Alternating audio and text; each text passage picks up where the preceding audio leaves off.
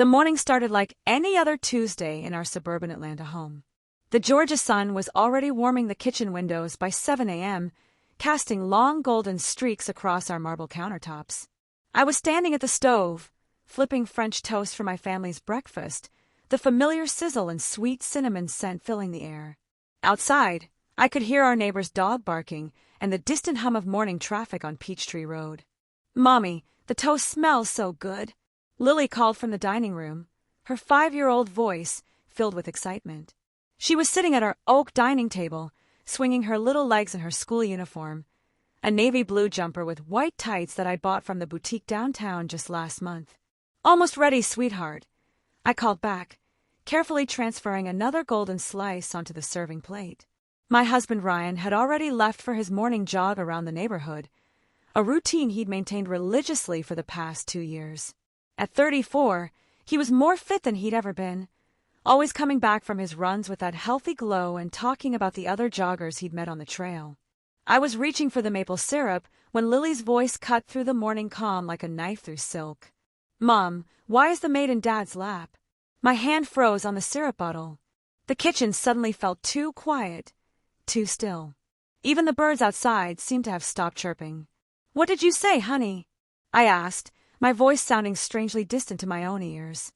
I turned slowly from the stove, the spatula still gripping in my hand. Lily was pointing toward the large window that overlooked our backyard and the small guest house we converted into Ryan's home office last year. Through the sheer curtains, I could see 2 figures in the window of that office, and my daughter's innocent observation hit me like a physical blow. There was my husband, supposedly on his morning jog, sitting in his desk chair. And there was Carmen, our housekeeper, who came 3 times a week, positioned exactly where no housekeeper should ever be with someone else's husband. The French toast I'd been so carefully preparing began to burn on the stove, sending up wisps of black smoke, but I couldn't move. Couldn't breathe. The suburban morning sounds, the lawn mowers starting up, the school buses beginning their routes, the coffee shops opening their doors, all of it faded into a dull roar in my ears. "Mommy!" Lily's voice seemed to come from very far away. "Is something wrong with the toast?" I blinked, forcing myself back into the moment. The smoke alarm would start blaring any second.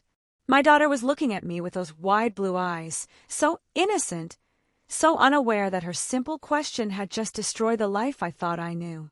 "No, baby," I managed to say, quickly turning off the burner and moving the pan. Everything's fine."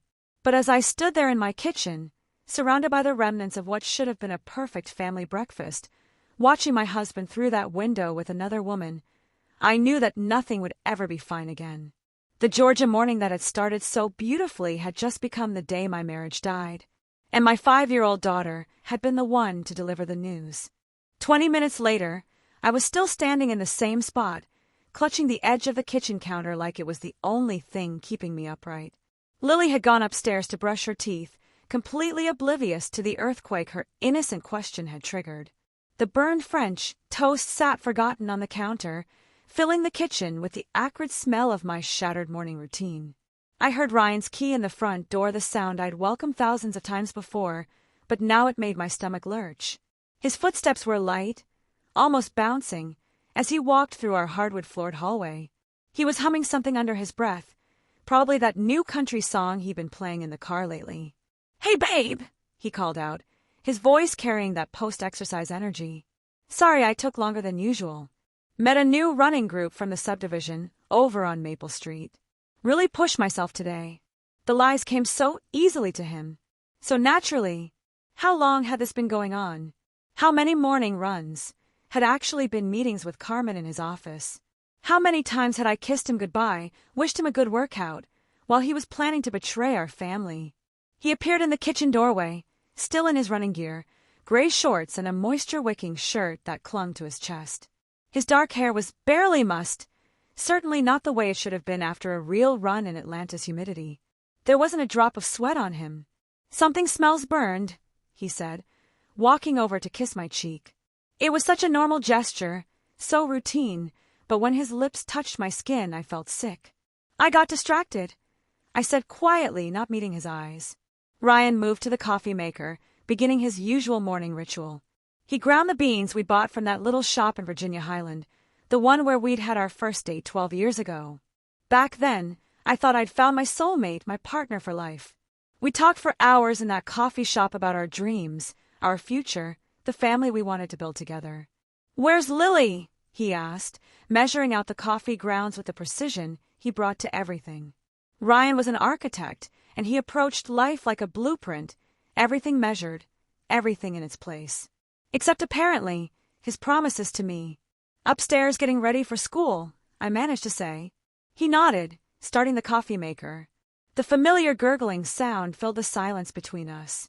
Outside, I could see Carmen walking back toward the main house, smoothing down her uniform, her long black hair neat and professional as always. She'd been working for us for 8 months. 8 months of coming into my home, cleaning my floors, washing my family's clothes, and sleeping with my husband. "You okay, Lisa?" Ryan asked, finally looking at me with genuine concern. "You seem off this morning." The question hung in the air between us. This was at the moment where I could pretend I hadn't seen anything, where I could protect Lily from the chaos about to descend on our family, where I could keep living the lie for just a little longer. But looking at his face, seeing the fake concern mixed with what I now recognized as guilt, I couldn't do it. "Lily asked me an interesting question this morning," I said, my voice surprisingly steady. "She wanted to know why the maid was sitting in Daddy's lap." The color drained from Ryan's face so quickly I thought he might faint. The coffee mug in his hand started to shake, and he set it down carefully on the counter, buying himself time to think of another lie. "Lisa, I can explain." "Can you?"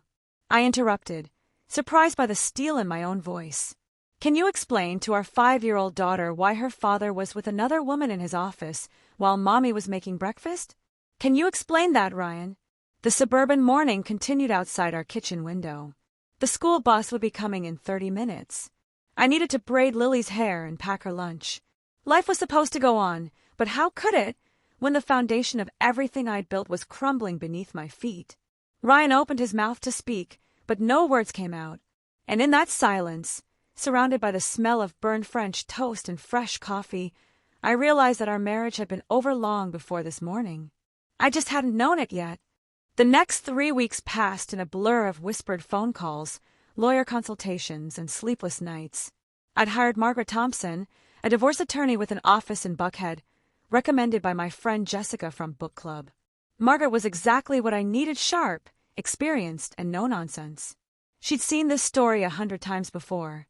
"It's actually quite common," Margaret had told me during our first meeting, her office overlooking the Atlanta skyline.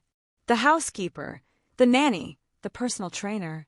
Men think their wives won't suspect someone who's already in the house." Ryan had moved out temporarily, staying at his brother's place in Marietta while we figured things out, as he kept saying. As if there was anything to figure out. As if 8 months of lies and betrayal was just a small misunderstanding we could work through.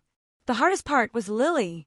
She knew something was wrong. 5-year-olds are more perceptive than adults give them credit for. She'd started having nightmares, clinging to me at bedtime, asking why Daddy wasn't coming home for dinner anymore. "Is Daddy sick?" she asked me one evening as I tucked her into her pink and white bedroom, surrounded by the stuffed animals Ryan and I had bought her over the years. Each one represented a happy memory: the elephant from the zoo, the bear from our vacation to Gatlinburg, the bunny from Easter morning. "Daddy and Mommy are just working through some grown-up problems," I said, smoothing her blonde hair back from her forehead. The same hair that Ryan always said reminded him of spun gold. "Did I do something wrong?" she whispered, her blue eyes wide with worry. "Because I asked about the maid lady?" My heart shattered all over again. "Oh, sweetheart, no. No, no, no. You didn't do anything wrong. Sometimes grown-ups make mistakes, and it has nothing to do with you." But even as I said the words, I wondered if they were true. Had I somehow failed as a wife? Had I become too comfortable, too predictable? I found myself staring in the mirror, examining my 32-year-old face, my body that had carried and delivered our daughter, wondering what Carmen had that I didn't. The answer came on a Thursday afternoon when I was going through Ryan's things in his home office, the same office where my marriage had ended. I was looking for important documents Margaret needed when I found the emails. Months of emails. Not just with Carmen, but with other women too. Women from his gym, from work, from God knows where else. The emails painted a picture of a man I didn't recognize, someone who'd been living a double life for years, not months. I sat in his leather desk chair, the same one where I'd seen him with Carmen, reading message after message. The afternoon sun slanted through the windows, casting long shadows across the room. Outside, I could hear the sounds of normal suburban life, children playing, dogs barking, lawnmowers running. Everyone else's life going on as usual while mine imploded. One email in particular caught my attention. It was from Carmen, dated 3 weeks before Lily's innocent question had exposed everything. "I can't keep doing this, Ryan. She's such a nice woman. And your daughter, she's so sweet. This feels wrong." His response made my hands shake. "Lisa doesn't understand me the way you do. She's become so focused on being the perfect suburban mom that she's forgotten how to be a wife. Don't worry about her. She'll never find out." I closed the laptop and sat in the silence of his betrayal. All those times I'd thought I was building our perfect family life, making sure Lily's lunches were packed, that our house was beautiful, that everything ran smoothly, so Ryan could focus on his career. All those times I'd been proud of being a good wife and mother, he'd seen it as a failure. That evening, when Ryan came to pick up Lily for his court-mandated visitation, I was different. Stronger somehow. The emails had hurt, but they'd also freed me from any lingering doubt about whether our marriage could be saved. "You look good, Lisa," he said awkwardly, standing in our foyer. The same foyer where we'd hung our wedding photos, where Lily had taken her first steps, where we'd celebrated Christmas mornings and birthday parties.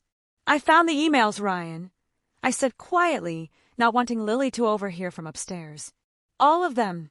His face went white again, that same expression he'd had in the kitchen 3 weeks ago. But this time, I wasn't devastated. This time, I was just tired. "How many others were there?" I asked. "Besides Carmen?" He opened his mouth, then closed it, started to speak, then stopped.